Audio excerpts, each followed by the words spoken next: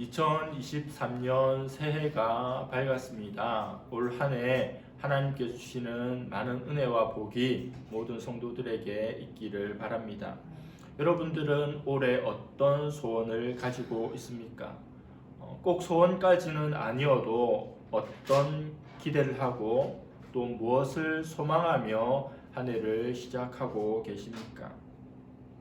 작년보다 더 나아진 삶, 작년보다 조금 더 행복해지고자 하는 마음이 있을 것입니다. 또 영적으로도 또 성숙하고 성장하고자 하는 마음도 함께 가지고 있을 겁니다. 작년 한 해를 돌아보면 참 살기가 어려웠던 해였습니다.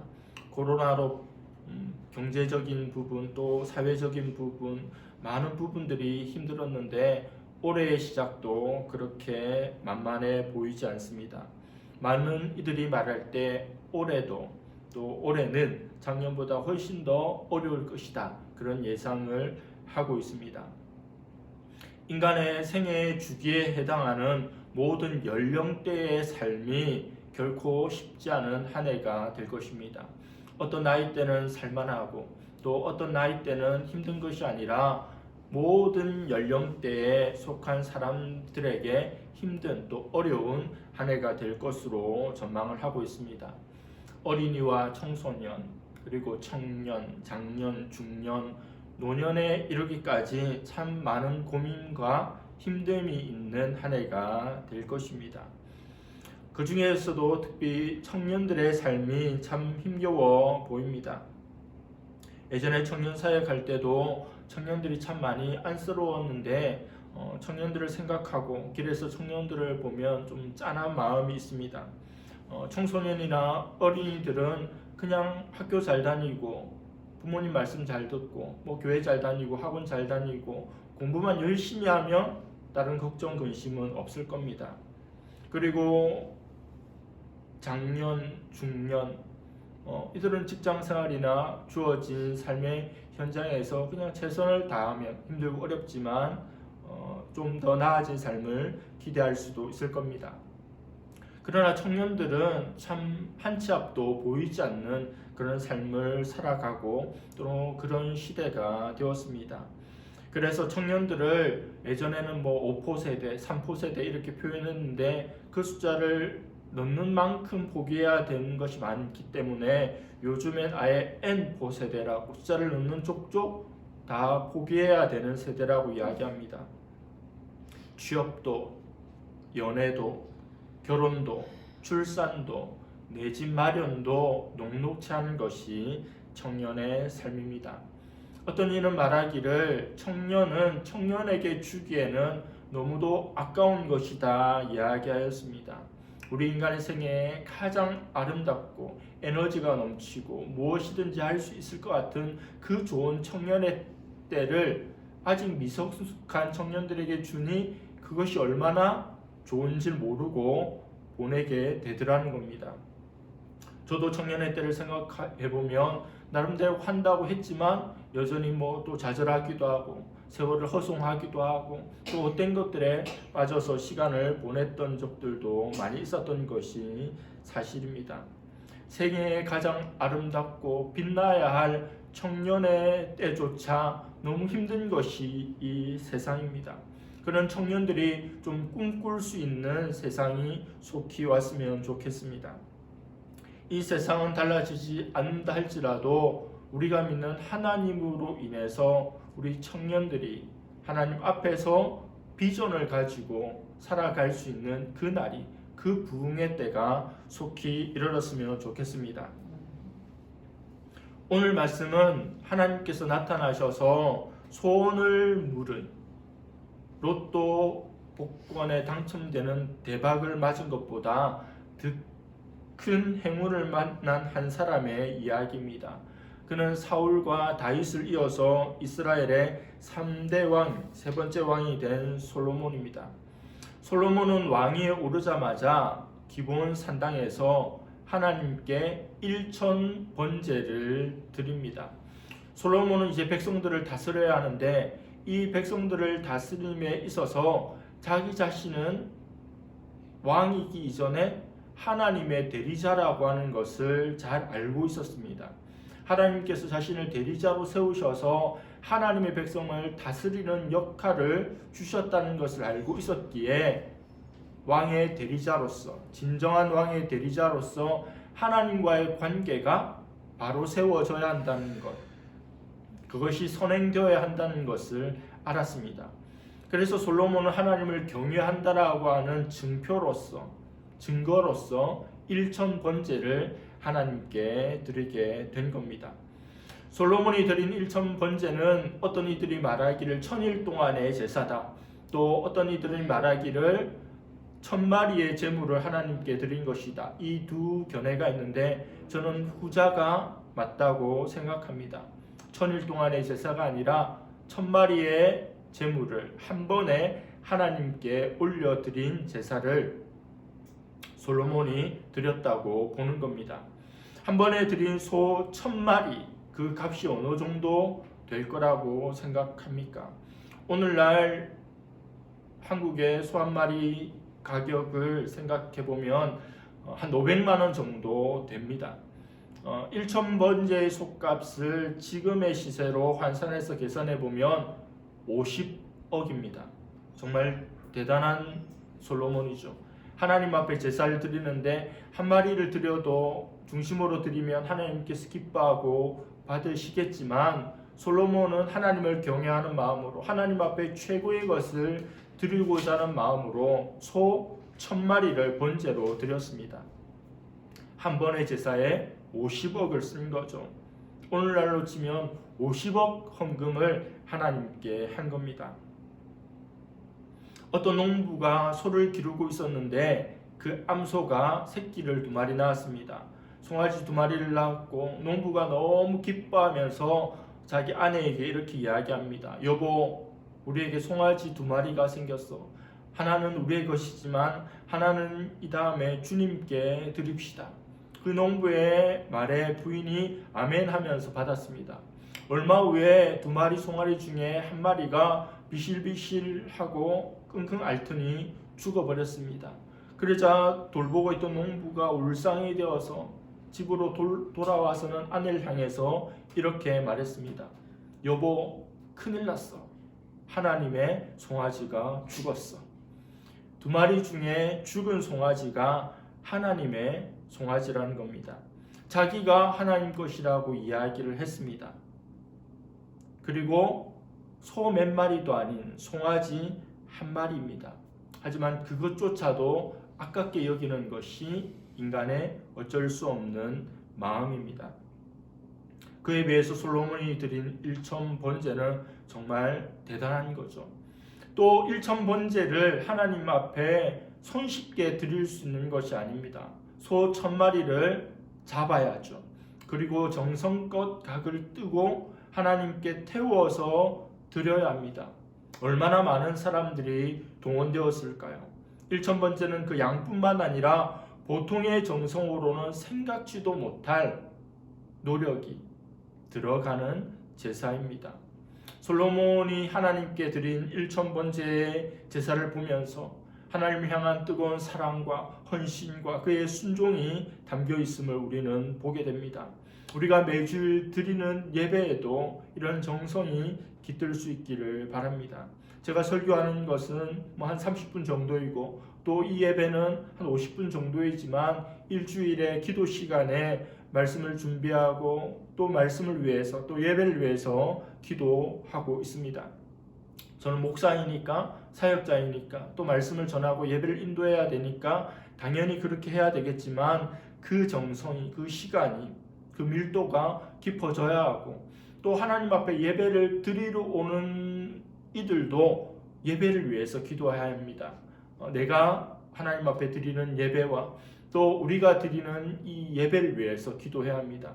하나님이 임하여 주시기를, 하나님이 영광을 받으시기를, 또 하나님께서 우리에게 은혜를 주시기를 예배를 위해서 기도를 해야 합니다. 그래서 예배에 대해서 다양한 서술어들을 쓸 수 있죠. 저는 예배를 드린다라고 표현합니다. 예배를 드린다가 가장 정확한 표현입니다. 내가 하나님 앞에 가장 귀한 것을 드리는 것이 예배입니다. 은혜 받는 것은 그 다음이죠. 우리가 하나님 앞에 예배를 드릴 때 하나님께서 우리에게 은혜를 주시지 내가 은혜 받기 위해서 예배를 드리러 오는 것은 아닙니다. 그리고 예배에 대한 잘못된 서술어지만 많이 사용되는 게 예배를 본다입니다. 여기서 예배를 보세요. 오늘 예배 보셨습니까? 그야말로 수동적으로 앉아서 연극을 보듯 TV를 보듯 스포츠를 보듯 예배를 본다는 거죠. 앞에 나오는 찬양팀을 보고 목사님을 보고 교회를 보고 건물을 보고 그냥 보고 돌아가는 그것이 예배가 아닙니다. 올 한 해 우리의 예배가 영과 진리로 드리는 예배가 되기를 원하고 또 하나님 앞에 정말로 드려지는 예배자로서 세워질 수 있는 우리가 되기를 바랍니다. 번제는 5가지 제사 중에 하나입니다. 제물을 불에 태워서 하나님께 올려 드리는 제사입니다. 화목제는 제사를 드리고 나서 그 제물을 예배를 드렸던 제사를 드렸던 사람들이 나누어 먹습니다. 그렇게 함으로 화목하게 하라는 의미가 있죠. 속건제는 제사를 드리고 그 고기를 제사장에게 전적으로 주어서 생활비로 제사장의 몫으로 주는 겁니다. 그러나 번제는요, 화목제와 속건제와는 달리 태워 드리는 겁니다. 예배를 드리고 제사를 드리고도 우리 손에 우리에게 떨어지는 것이 남는 것이 하나도 없는 100% 하나님께 태워 드리는 제사가 바로 번제입니다. 하나님 앞에 우리의 삶이 번제가 된다는 것은 하나님 앞에 향기가 되고 연기가 되어서 하나님 앞에 헌신의 삶으로 드려지는 것을 의미합니다. 솔로몬이 아무것도 우리에게 남지 않는 100% 하나님께 태워 드리는 번제를 드렸다는 겁니다. 솔로몬은 예배를 드림으로 그의 왕의 직무를 시작하였습니다. 우리도 어느 곳에 가든지 무슨 일을 하든지 언제나 예배로 시작할 수 있기를 바랍니다. 창세기에 나오는 믿음의 조상 아브라함, 이삭, 야곱은 그들의 지경을 그들의 장막을 옮길 때마다 제단을 쌓았다. 여호와의 이름을 불렀다. 이런 표현들이 있습니다.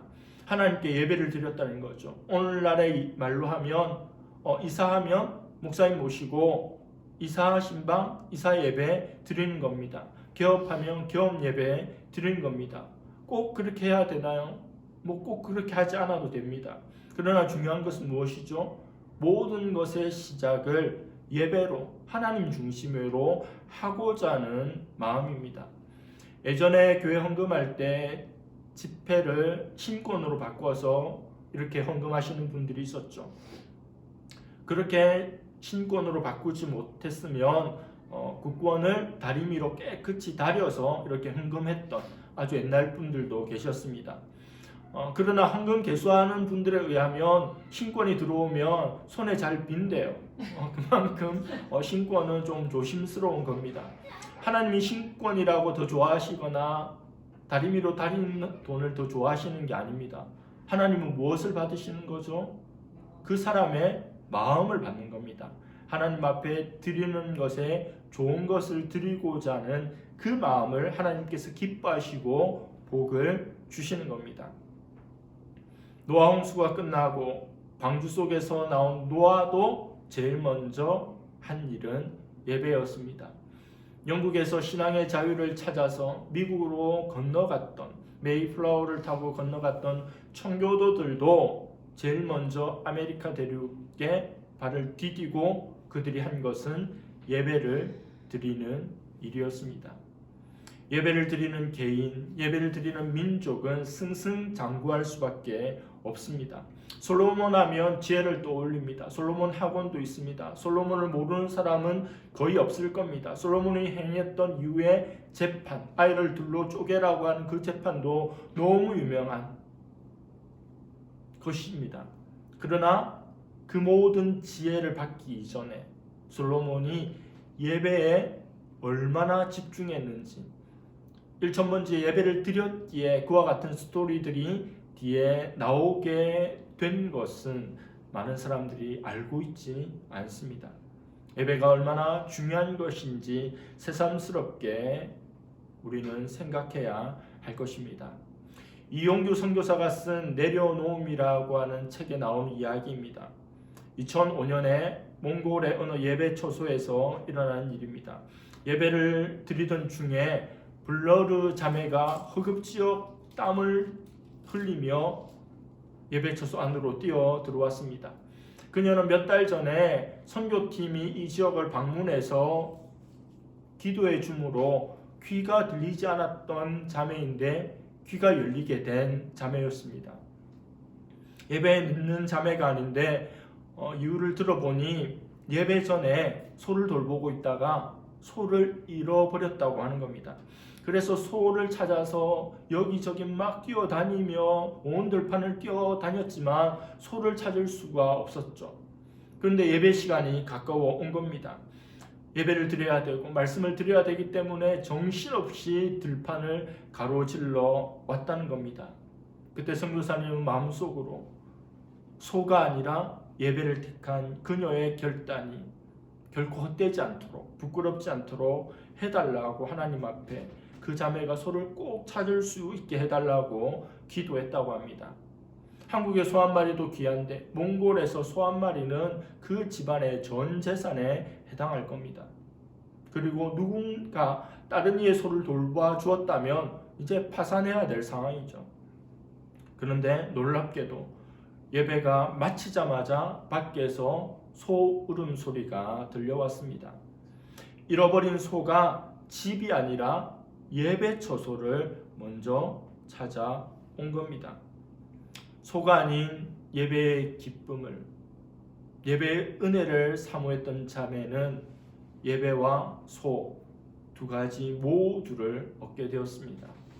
같은 상황이라면 이런 선택을 할 사람이 우리 중에 얼마나 되겠습니까? 분당 우리 교회 이찬수 목사님은 늘 예배에 목숨을 건다고 또 걸자고 외칩니다. 하나님께서 그에게 솔로몬처럼 소원을 물으시면 저는 예배에 기쁨을 갖기를 원합니다. 이렇게 말합니다. 그래서 찬양 주께 엎드려 경배드립니다. 그 찬양을 제일 좋아한다고 말합니다. 그는 예배당에 들어오기만 해도 눈물이 나는 교회가 되기를 원하고 또 중보 기도자들에게도 그렇게 기도하라고 하고 또 실제로 분당 우리 교회 본당에 들어간 이들이 그냥 교회만 들어왔는데 눈물이 흘러요 라고 하는 이야기들을 많이 듣는다고 합니다. 이 분당 우리 교회 사역하신 이찬수 목사님은 사랑의 교회에서 청소년 사역으로 유명했던 분입니다. 전 전도사 때 강남에 있는 사랑의 교회 가서 예배를 몇 번 드린 적이 있습니다. 본당이 지하인데다가 3,000명 정도밖에 들어가지 않는 굉장히 크지만 성도에 비해서는 좁은 예배당입니다. 그 당시 오정현 목사님이 미국에서 오셔서 담임한 지가 얼마 되지 않았기 때문에 막 사람들이 3부 예배 드리고 있으면 4부 예배 드리고 있으면 5부 줄을 서고 있었고 저는 전도사 사역을 강동구에서 하고 예배를 마치고 가면 6부 예배, 4시 예배를 드리려고 하면 줄을 서야 되는데 운 좋게도 그날은 본당으로 지하 예배당으로 들어갈 수 있었습니다. 예배당에 들어갔더니 뭔가 포근하고 따뜻하고 은혜로운 마음을 느낄 수가 있었습니다. 이런 역사가 일어나도록 중보 기도자들이 기도하는구나. 예배당에 들어오기만 해도 하나님의 은혜를 경험하는 찬양하고 말씀을 들으면 얼마나 큰 은혜를 경험하겠습니까? 그런 것들을 경험했던 목사님이 분당에서도 그런 역사를 일으키고 있는 겁니다. 우리 더불어숲교회에도 그런 은혜가 있기를 저는 기도하고 있습니다. 방문한 이들이 이곳에 들어오기만 해도 은혜를 받고 또 신앙생활을 해야 되겠다는 생각을 가질 수 있기를 원합니다. 그에 앞서 우리가 중보해야 하고 또 예배를 위해서 헌신하는 것이 선결되어야 할 것입니다. 동일한 은혜의 역사, 동일한 말씀의 역사, 동일한 성령의 역사가 우리 교회에도 있기를 바랍니다. 솔로몬이 1,000번제를 드렸습니다. 하나님께서 그의 꿈속에 나타나셨습니다. 그리고 그에게 물으십니다. 네가 원하는 것이 무엇이냐? 이것은 인간이 하나님께 들을 수 있는 최고의 질문입니다. 이 땅을 살아가면서도 누군가 우리에게 네가 원하는 게 뭐냐? 이렇게 질문하며 너무 좋겠죠.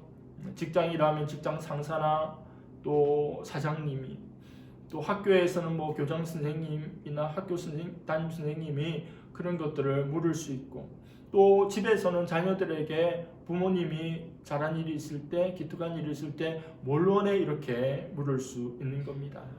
솔로몬에게 하나님께서 네가 원하는 게 무엇이냐 물으신다는 것은 하나님께서 이 1000번째를 얼마나 기뻐하셨는지를 짐작케 하는 장면입니다.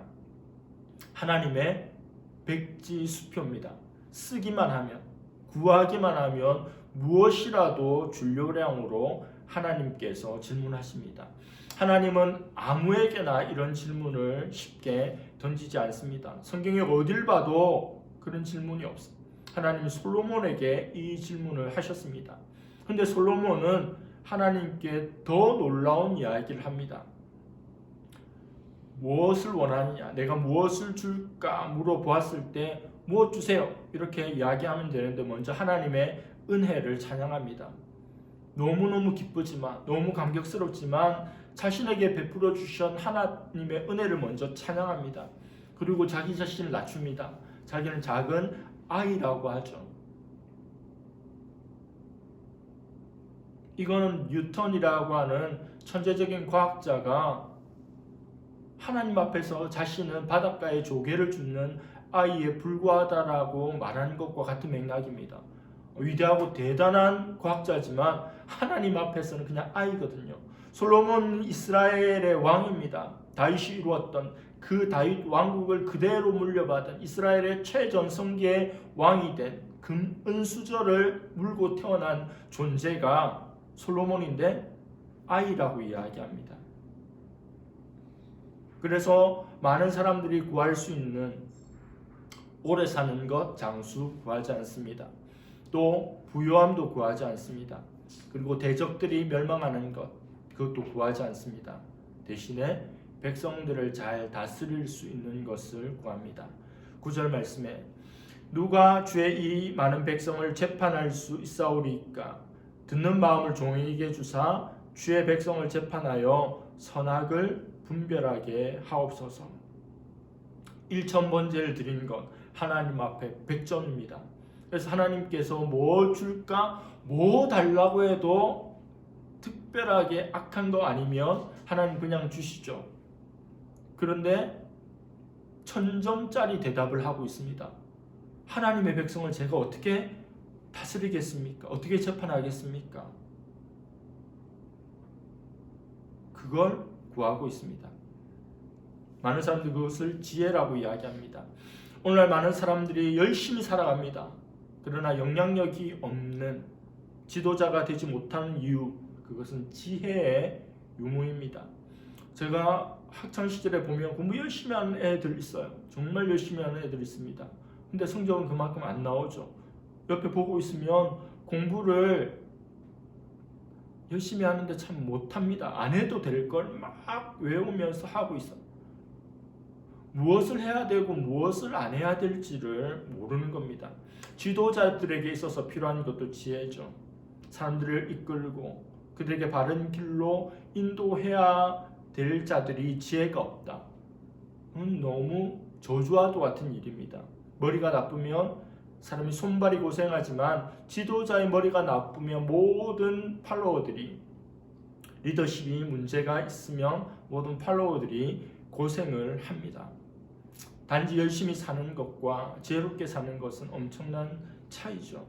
우리가 주목해야 할 것은 솔로몬이 자신을 위해서 구하고 있다는 게 아니라는 점입니다. 자신은 하나님의 대리자입니다. 하나님께서 자신을 하나님 대신으로 세워주셨습니다. 무엇하라고? 백성들 잘 다스리라고. 누구 뜻대로? 하나님 뜻대로. 그러니까 하나님께서 알려주셔야 되는 겁니다.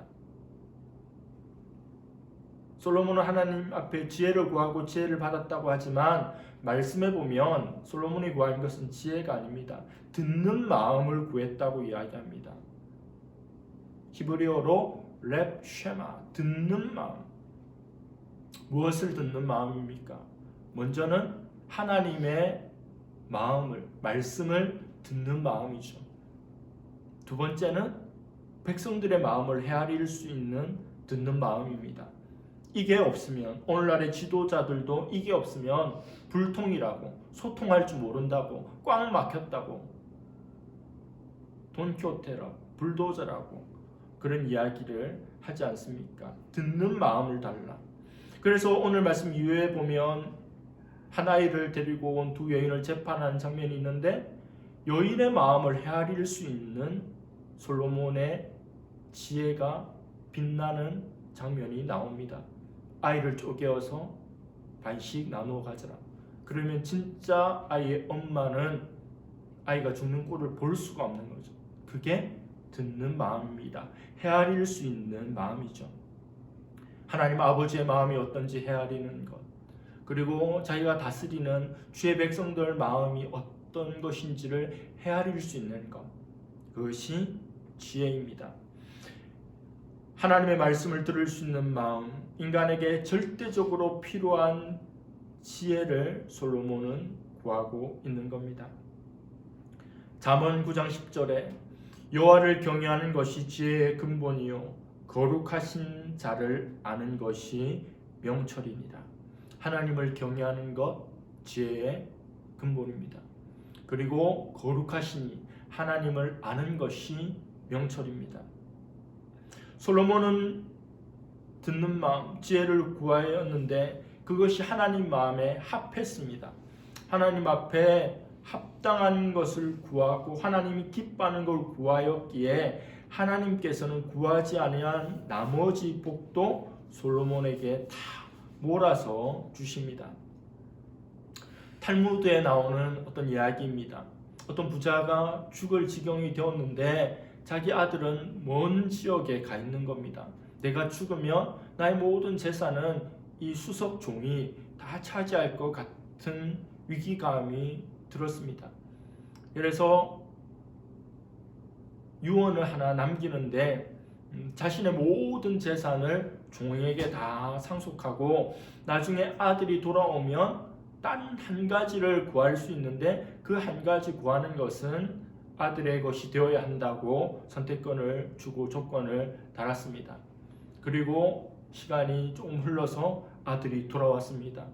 아버지의 유언을 들은 아들은 무엇을 선택했을까요?